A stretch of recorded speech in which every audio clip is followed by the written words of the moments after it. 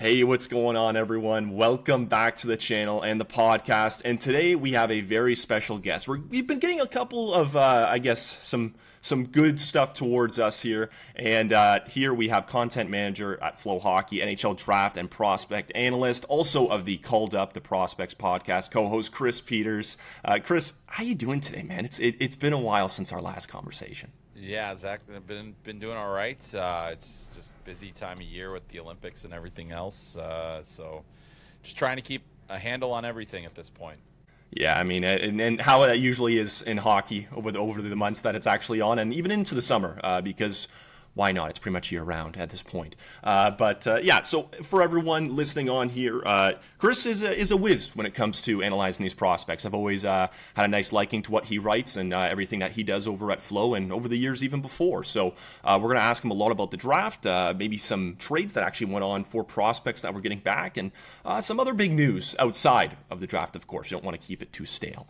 But Chris, we'll start off with one here before we get right into the draft. We had a trade yesterday that I guess some people were a little bit flummoxed about, if you want to say it that way. The Kings, they go and trade Artemi Panarin. They get a couple of draft picks back that are conditional, but I think the big centerpiece in this one was Liam Greentree. Now, he hasn't had the season of yesterday's year of last season, where he had 119 points in 16 games with Windsor. Definitely not the 45 and 34 that I think we were expecting. But what can you say about him, and what should Rangers fans be expecting? Yeah, I mean, he's an interesting prospect. He's obviously got size and tremendous skill. I think that this season he came off of an injury, off-season surgery, which can affect things. I think I'm not necessarily worried about the production being down this year. I mean, it's not great, but it's not something that I'm too keyed in on. It's, I don't think he's necessarily taken a step from last season, which can happen. I think the thing with Greentree is, and the reason, the return was what it was because Panarin basically could pick his spot, and there was really only one option. And it's, if you're the Los Angeles Kings and you're like, well, we're your only option, but we have to give something up so we can get him now, the fact that it was, Liam Greentree being the centerpiece, I think is probably good for the Kings, or for the Rangers, because now they have somebody that, does have potential to be on their roster as soon as next season. I think there's probably some time in the AHL ahead for Liam Greentree. But getting back to how he is as a player, I think that there's definitely some things that need to improve. I mean, his skating has improved some, but it needs to improve more. The hands are always great. The shooting is great. There's got to be a level of consistency of effort. And I think that that's been one of the things that has waned, and it's been one of the questions. And, we've seen Liam Greentree in international tournaments essentially move further and further down the lineup, both at the under-18 Worlds a couple of years ago and then at the World Juniors this year, where he was, not much of a factor at all. And so those are only things, those are flashpoints in a season. The fact that he's the highest scoring player in the OHL over the last season and a half, I think is no small thing. And the fact that he's scored 72 goals in 98 games over the last year and a half is no small thing. So there's a lot to like about him. He is one of those players that I think requires patience. You're not going to be able to, he's never going to be a straight line. I feel like, it's not, until it clicks for him, and it may click sooner than later. So I think that that's something that will have to be figured out. Yeah, and I mean, look, if he wants to come and play in the AHL, I'll be happy to watch him over in Belleville with the work I do there. I mean, I won't be mad if I get to see more talent come into the building. But we'll move on more towards the draft, and I completely agree with you. Like, it's definitely going to be an interesting time to see how players develop, but it's not the worst considering of the circumstances that Chris Drury and the Rangers had to go through. But shout out to Ken Holland. I mean, jump on that any time of the week with an extension. But when we look at this draft, I think a lot of people at the start of the season said, man, this could be one of the deeper drafts that we've seen in a pretty long time. And now we kind of look at it and we say, okay, well, maybe it's going to be a little bit of a scramble after the top three of what everyone presumes to be Ivar Stenberg, Gavin McKenna, and Keaton Verhoeff. Now, there have been a lot of people who have been I guess, soured on Gavin McKenna, and some having him as low as number 4 outside of that top 3. Of course, with the news that we've heard recently, we won't get into that and all those politics. But post World Juniors, he played or has played very well at Penn State.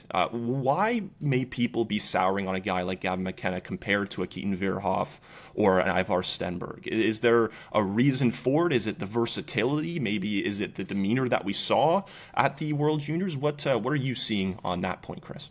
Yeah, I mean, I think that the biggest complaint at this point is, he's a perimeter player. And that has been exposed a bit more in college in that he doesn't create on the interior. And that's not typically a way that will work at the NHL level. The difference between Gavin and other players that might be a little bit perimeter is his skill level, his hockey sense, all those things are at an elite level. And so that's something that I think will be there. He's a slight build, so he doesn't have the physical strength, and the collegiate game has really challenged him physically. I talked to a few guys that said he's really not used to getting back checked hard, or he's not used to the physicality that comes with men's college hockey. And you have to remember that there are some teams that'll have 20 guys that are 24 years old, 25 years old on their rosters, and so you are playing against men, and so that creates challenges. I think that the complaints about McKenna, and really his production has improved, but the play hasn't really changed. And so yes, he's playing better. He is more direct, and he's I think his compete level has improved and other things like that. But yeah, it's been an interesting year to follow. I think expectations are one thing. And so, like, if Gavin McKenna ends up going, not number 1, I think people view it as like a failure of a season, when in reality, we probably were overselling him quite a bit. And he was, and it's not to say that he's not an excellent player, because he is. And look at the numbers at the WHL level, look at the numbers that he has this season. I mean, his numbers are very strong. The difference is they're not at the level of a Macklin Celebrini or a Jack Eichel or an Adam Fantilli, for that matter. And so when you see that he's not there, and that, he's actually kind of closer to James Higgins, who started last year as number 1 and went all the way down to number 7, that's kind of been an interesting thing. But I think, McKenna's still a really good player. The thing is that he needs to make some changes in his game if he's going to be a successful NHL player, or at least, I think he'll have success, but to be the best of what he can be, he's going to have to get more to the inside, more to the interior. He's going to have to get physically stronger. And he's going to have to be a guy. But I think he'll put up points wherever he is, and I don't think he'll fall any further than 3 in the draft at worst. And if it does, then that would be a tough pill to swallow given where he started the season. But it also doesn't change the fact that he's still an excellent player with an NHL future.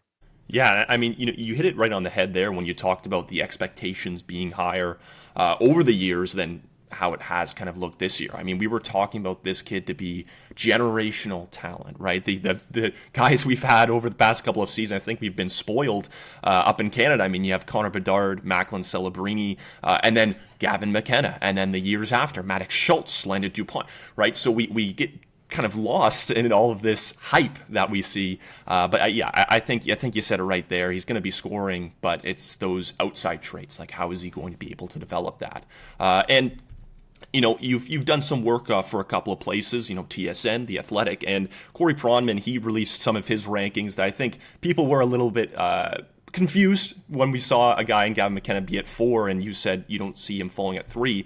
But he in there mentions 2 guys that I want specifically to talk about. Keaton Verhoeff, who, you don't have many guys who are right-handed grow on trees, and then Chase Reid. What can you say about the top defensemen in this draft, and for teams that are looking for that, maybe most notably San Jose for more of another top defenseman, or other teams that might be poking around in that aspect?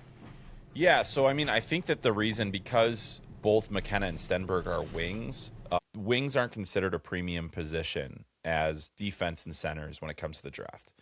And it goes centers defense. Like if you were to prioritize the way it was going to go. Centers, defense, wings, goalies. So like that's where it's at. So you've not also these two are under they're sub 6 foot wingers. So they're very difficult to necessarily build around, which is why you hear a lot of buzz about Keaton Verhoeff, because the upside, the probability of him being a top defenseman is potentially higher and potentially more valuable than having a top line winger. Now that's unless, let's say, you're producing at a rate of a Nikita Kucherov or something like that, then all of a sudden your top line winger is quite a bit more valuable than that. So, but to look at it that way, so both Verhoeff and Reid, right shot guys that have skill, offensive capabilities that, I think are definitely top 4 guys in this class. They're really intriguing. And I think that if the right team gets the number 1 pick, there's a chance that one of those guys goes number 1. I think Verhoeff has shown improved decision-making in his own zone. He's shown improved decision-making all over the ice, really, where he was getting caught a lot this year. I think his game is starting to adjust to the college game, and maybe a bit better than McKenna's has to this point. Because, I think that he is definitely figured out the hard way a few times how he needs to play in order to have success at the collegiate level. And in the NCHC, it's a very difficult conference with a lot of teams that are going to challenge you. So we've seen that with Verhoeff. I think for Reid, the thing about him is he's been on such a rocket ship of a trajectory for his development, going from being cut in the USHL 2 years ago to being, he was in the North American League. Then he goes to Sioux and he's immediately a top performer. And then all of a sudden this year, he's essentially, one of the best defensemen in the OHL, was one of the best defensemen for Team USA at the World Juniors, has, really kind of come out of nowhere to be this guy. And I think that there's a lot of people that are intrigued by the remaining upside of a Chase Reid, who hasn't necessarily had the same runway that some of these other players have at top level junior.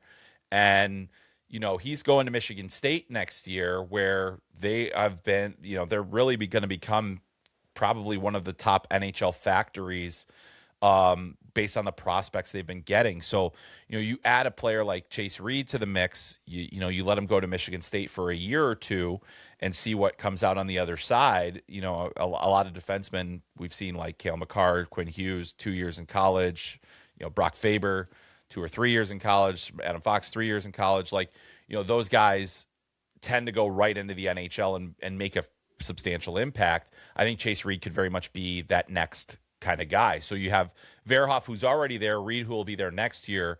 So you're also liking the development trajectory that those guys are on.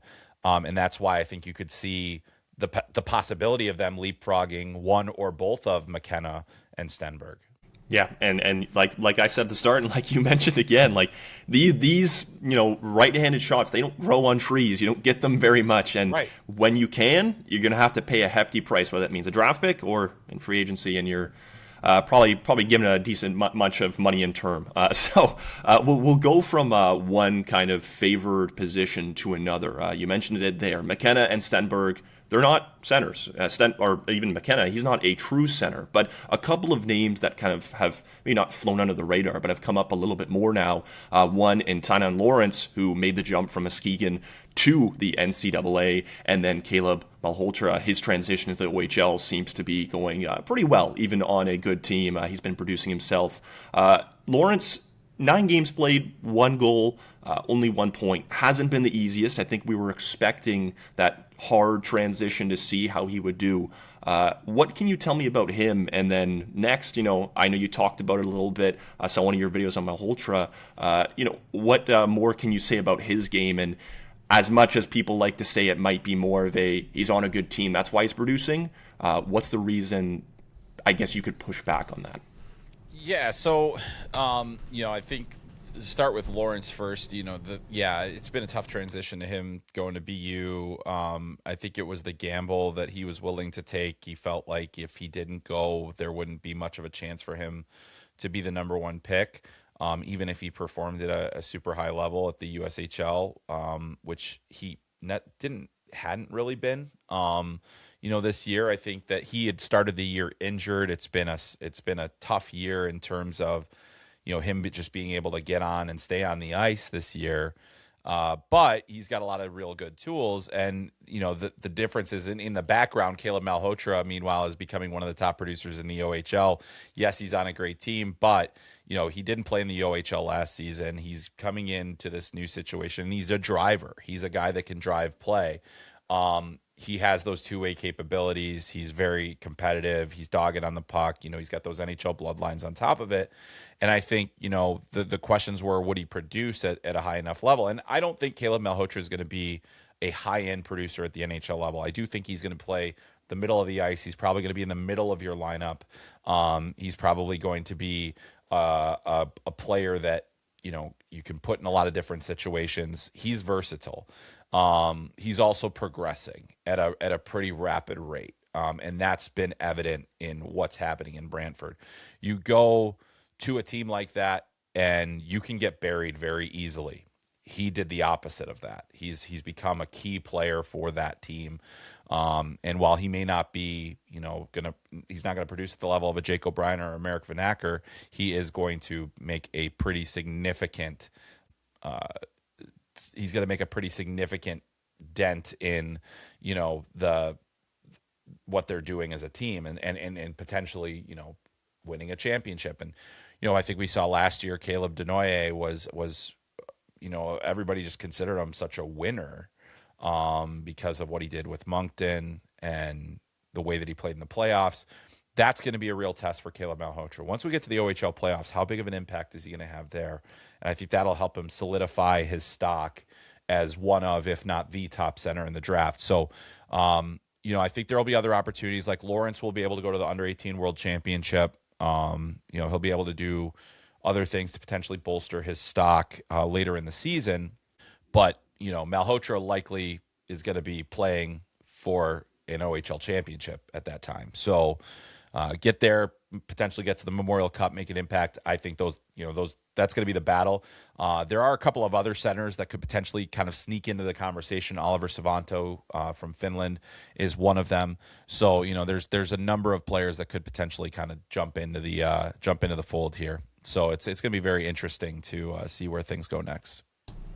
And that's what's so exciting about the draft. I mean, you just don't know what's going to happen. You don't know who's going to pick who and who likes this guy because of what. It's always so fun, Chris. It makes me smile because you never know, right? Me too. Yeah.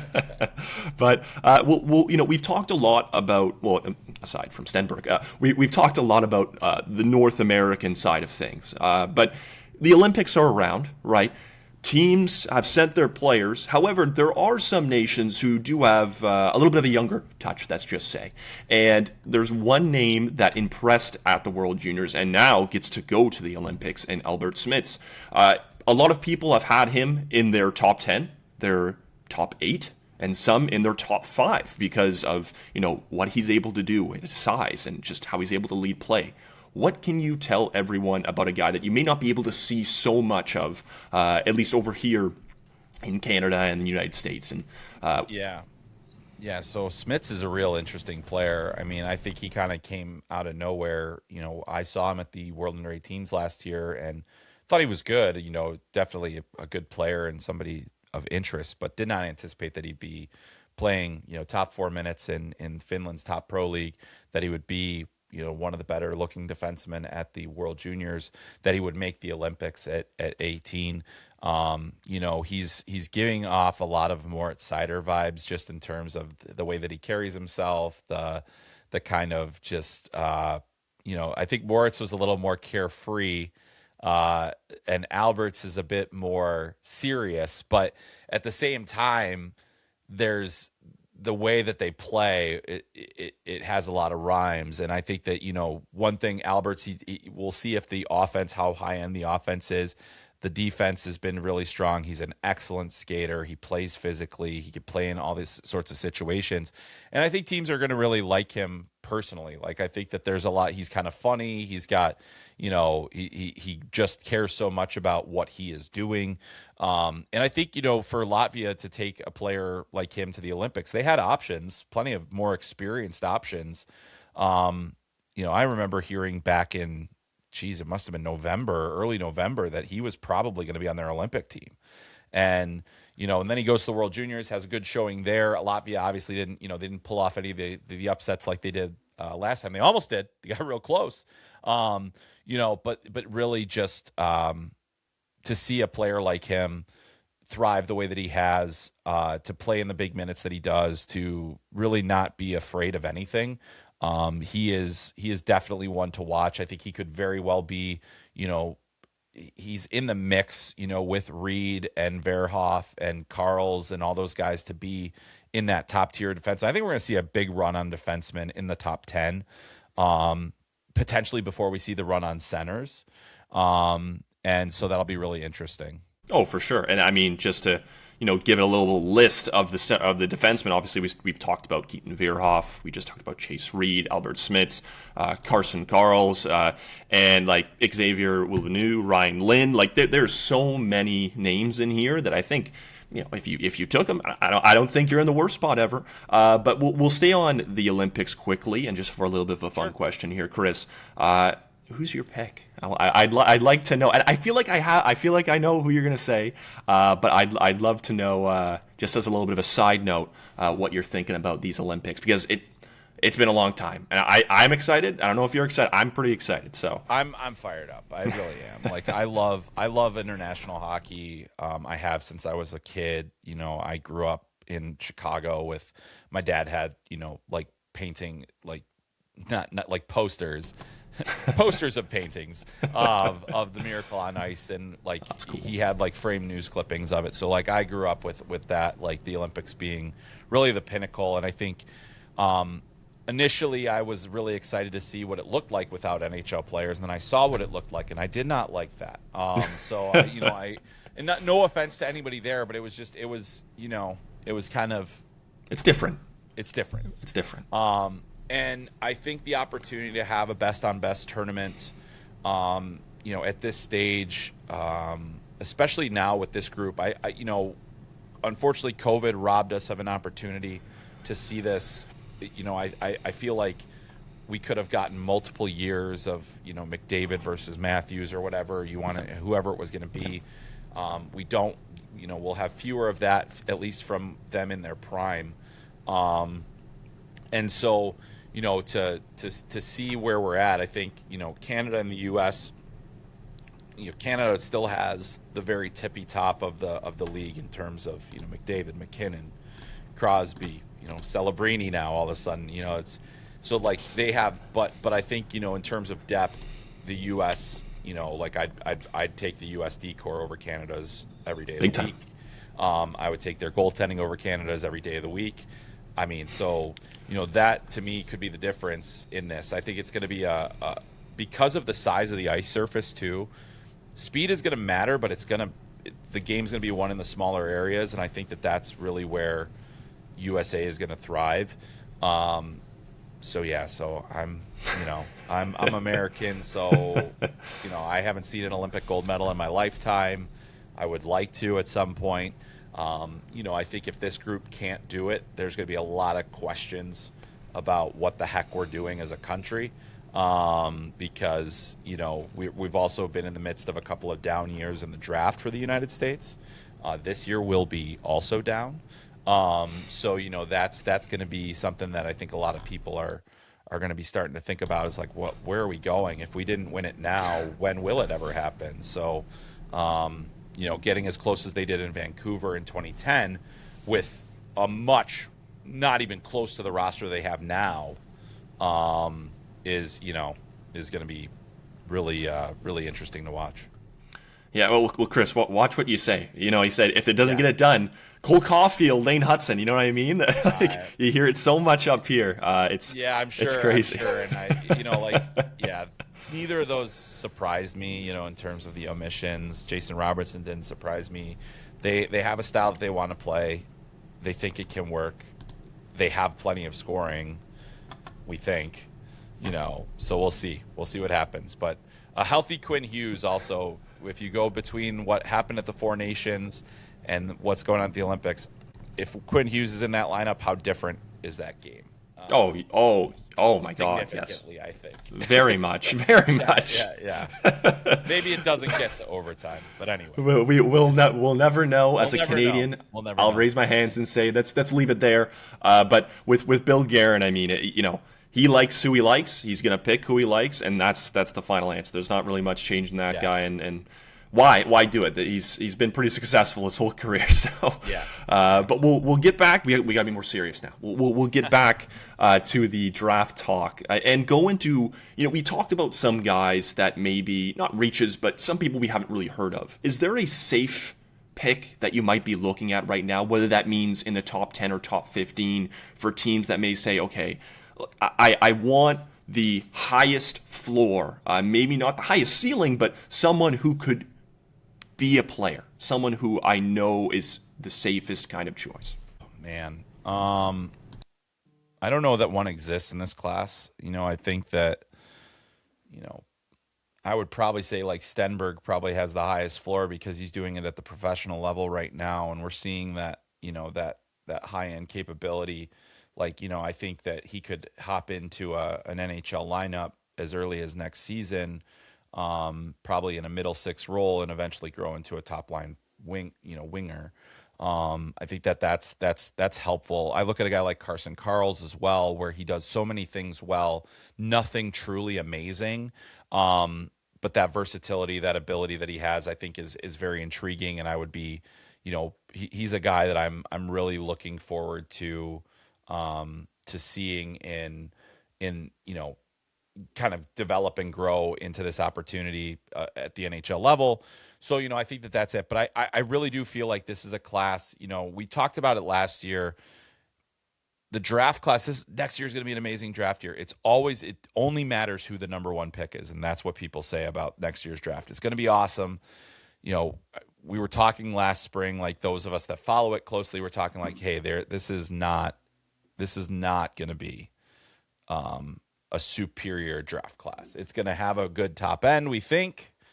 But there were a lot of unknowns. Like nobody knew Chase Reid was going to be a top 5 pick. Nobody knew, the Albert Smits was going to be a thing at all. You even go back to the preseason, and a lot of those lists didn't have those guys, on there. But there are a lot of intriguing players though. Like there's guys that you're going to be excited about. I think team that drafts Carson Karls is going to be excited. Team that drafts Daxon Rudolph is going to be excited about the potential there, seeing that he's been a leading scorer for one of the top teams in junior hockey this season. So there's a lot of different players that you could potentially be excited about, but there are a lot of flawed players. And I think there's always flawed players. There are always going to be guys that aren't have plenty of risk tied to them. But that's part of what you have to do in scouting is mitigate, whatever the risk is, you try and figure that out as you go forward. Oh, big time. And you know what, Chris, look, I like to say I know a little bit about the draft every year that I do it for my accounts and for my followers. And, bless their hearts, because some of them think that I'm the be-all, end-all with some of this. But, Chris, you are, and just like many, many other people who scout, thank you. Thank you for what you do. I can only imagine watching 20 hours of film in one day and saying, that guy's skating is just a little bit better. How am I going to rank him higher or lower? Again, thank you for that and all of the lists that come through. I appreciate it. I try my best, but I cannot say I'm the best. But going back to the North American side here, there are a couple of names that at the start of the season, you talked about how the list looked to how it looks now.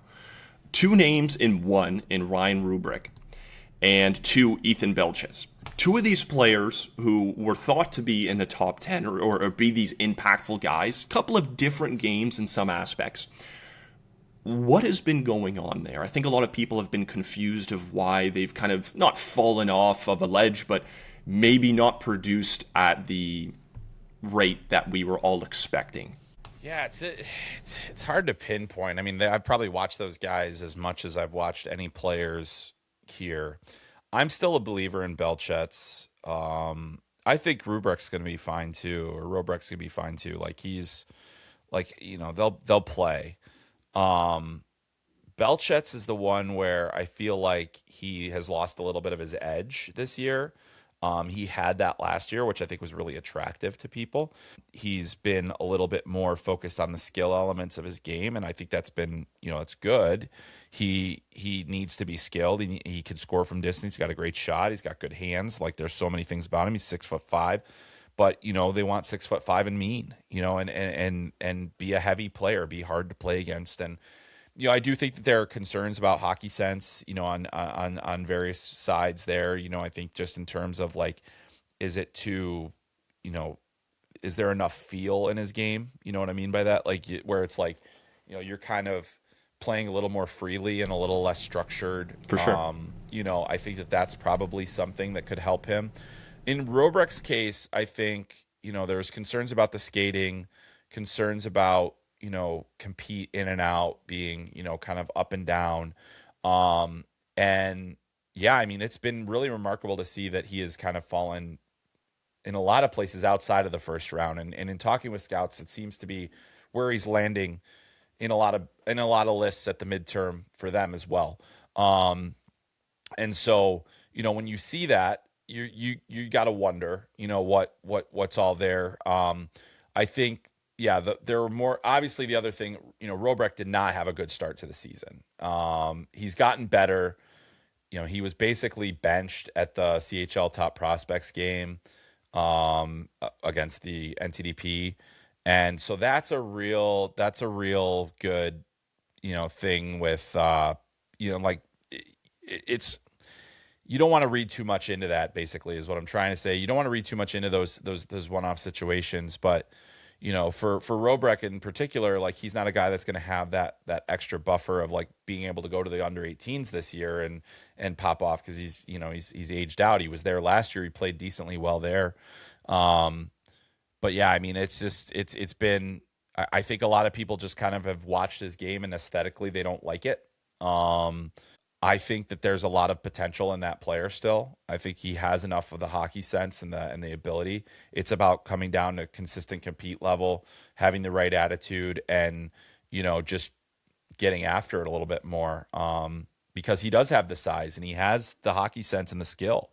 But you need to put it all together at the right time, and I don't know that we've seen him at his best for enough of this season.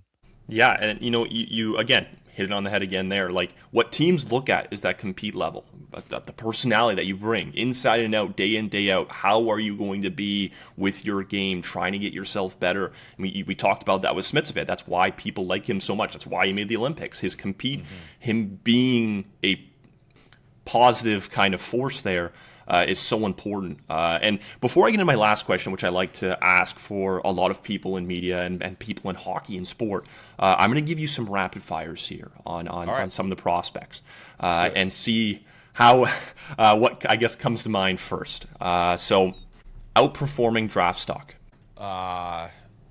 Like from the preseason? Yeah, sure. Okay. Outperforming or like outperforming where they're being rated. See, then that's the, outperforming draft. Like, JP Hurlburt for sure is like the one that has really outperformed the preseason expectations. Nobody anticipated he'd be leading the WHL in scoring, but that's one. I'd say JP Hurlburt, Kamloops Blazers, really intriguing player based on what he's done this year. Best skater in the draft. Best skater in the draft.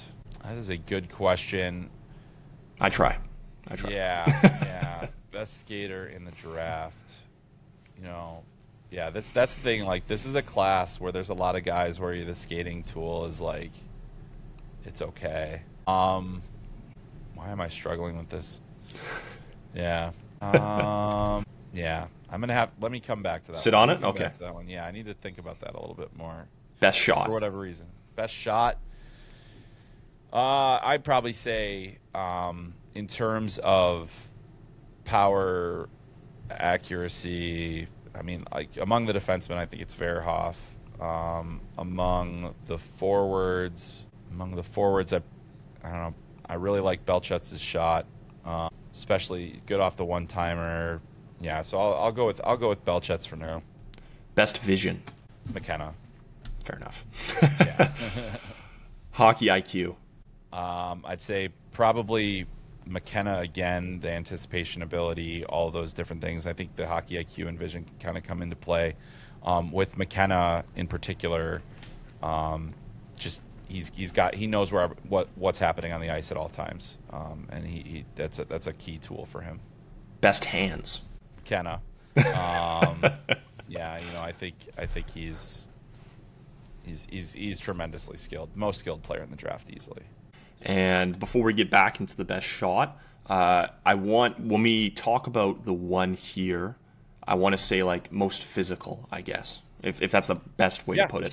Sure. I mean, I think one of the most physical players and the guy that I, like last year I might have said Belchetz was in that conversation, but I think the guy that's really mean and nasty is Oliver Savanto.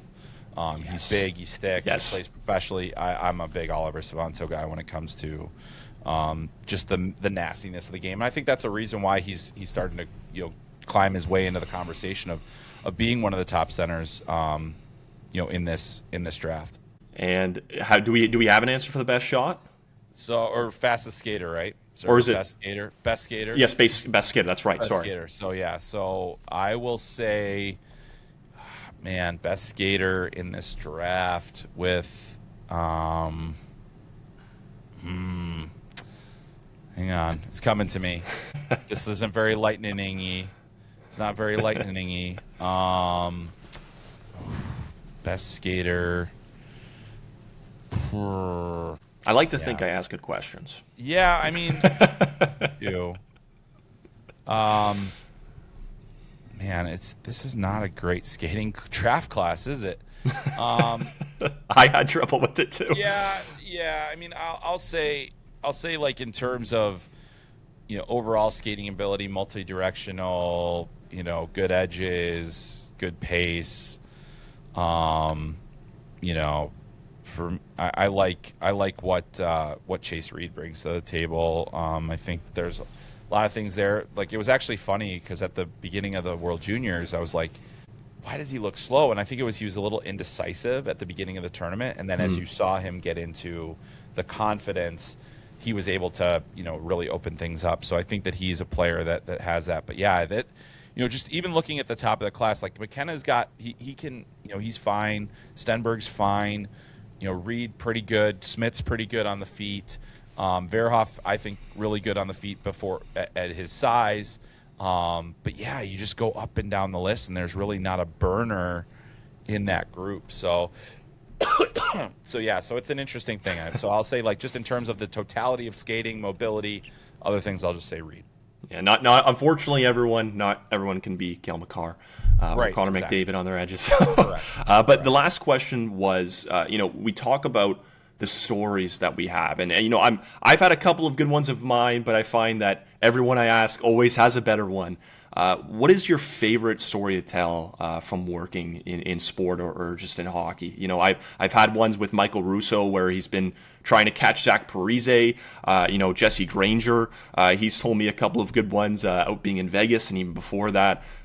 What's one that sticks out to you, Chris? It's always some fun stories working in this. Yeah. I mean, I think I definitely have been very lucky in my career to be able to go to a lot of different things and have some things, but I will say driving anywhere in Canada in the winter is always an exciting there's a lot of excitement there.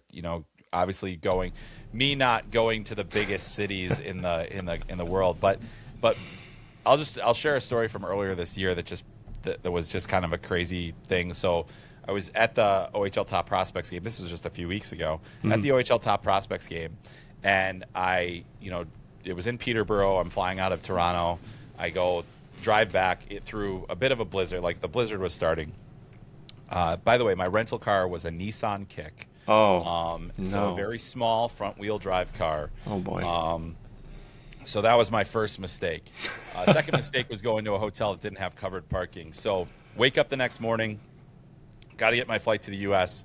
Got to get, I also had, I recorded a podcast today. There was, all kinds of stuff going on. So I get out to the car, and my Nissan Kick has snow up to the like midway point of the door. So like it's 14 inches. I know exactly which storm you know, you're talking about however too. many centimeters, 14 inches for me.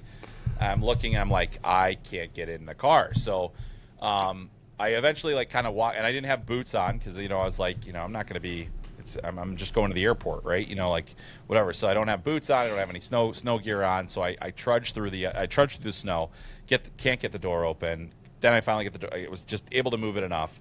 It took me an hour to get out of my parking spot. I had to have somebody. I had to have somebody from the hotel come and dig me out. So No. 1 hour, and then the funny part was because it was front wheel drive, I couldn't go forward. Like I had to reverse all the way. So I had to drive the car in reverse all the way around a row of cars and out. Even before I even asked for help too, I'm using like the little scraper in the car to dig myself out of this thing. I was like, it would have taken me a year to get out of that snow. And and also the other funny element of that is that the hotel front desk guy could not have been moving slower helping the person in front of me. And I'm pacing back and forth. I'm like, I gotta go, man. All I need is a shovel. And he's like, we'll be right with you.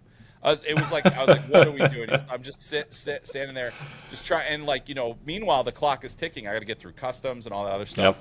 Yep. It turned out to be it's the second worst travel day that I've had in hockey. The first one was very early in my career, which involved like a broken laptop and missing luggage on Vancouver Island and everything else. But yeah, I mean, like I think that the funny thing about this job is you do have to travel in a lot of different, especially in hockey, adverse weather conditions, other things like that. And so like the guys that do it, like the scouts travel more than I do, and I travel a lot. And so I have endless respect for the job that they do because they are driving in perilous conditions. I had a buddy that was stranded in Manitoba, and they're in a small town in Manitoba, and the highway was closed in both directions.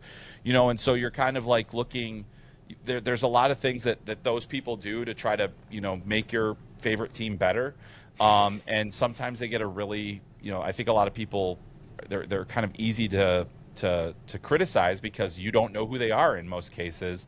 And so that was my one taste of adverse travel conditions, with also just note to self, that's the last Nissan Kick that I'm renting out of Pearson. But yeah, so that's kind of how it goes. But yeah, I think it was, I wouldn't trade it. Like those are the stories that kind of make it fun later on. It was not fun at the time. I can promise you that. I was sweating bullets and just soaked up to my shin in snow and everything else. But yeah, I mean, those are the things that you kind of have to do for the love of the job and the opportunities to go see these players. And it was a great top prospects experience, except for trying to get out of my parking spot. Couple of fact with front wheel drive, getting through Pearson Airport and Canadian weather. There's not a better trio. That's the holy trinity right there. So, and the best part is I can relate to all this because I remember that the last couple of weeks shoveling at least 3 times a day just to get the driveway clear. But Chris, thank you so much for coming on. This was an amazing conversation. Prospects, a little bit of Olympics, getting out of the snow, pretty much everything that I guess you would hope to expect from a hockey podcast. But thank you, Chris, again. Absolutely, yeah, Zach. Thank you, and always a pleasure to chat with you. And let's try to get through the rest of the season unscathed. Pleasure as always. Is there anywhere that people can find your work that you'd want to shout out right now? Sure. Yeah. I mean, I'm really excited to be working with TSN again this year on the scout poll. That'll be coming out sometime. Given recent events, I might have to redo it. But also I'm really excited to work on that. But FloHockey, I mean, that's where the vast majority of my work is going to be. There's going to be my own draft rankings, more draft coverage. We're also going to be covering some of the Olympics and doing some analysis and things like that. And obviously, I think if you are a fan of prospects and having a FloHockey subscription goes a long way for you being able to watch a lot of them, being able to watch the entire NHL system, and then also on top of that, being able to see guys in the OHL and the QMJHL and the USHL and all these different leagues where top prospects are playing. We pretty much have almost all of them, so not quite all of them, but we have a good chunk of them. And so, it's really been an honor and a pleasure to work at a place that cares about hockey as much as Flo does and has been giving it the platform that it's given. I say it all the time that this is the platform that I wanted to exist 10 years ago. as somebody doing this, trying to cover all the prospects everywhere and sometimes having to buy 4 different streaming services. So now we're down to just a few. So it's been great to be there. Yeah, and find Chris on Twitter, Chris M. Peters, Peters, Chris Chris. Chris, thank you again. And yeah, FloHockey, shout out to them, working the AHL. They're always getting me my clips that I need, so appreciate that. But thank you again. We will be talking soon, everyone. And make sure you go check out other episodes of the podcast that we've had, more guests coming on. And so thanks again, Chris. Really appreciate it. Yeah, thank you, Zach.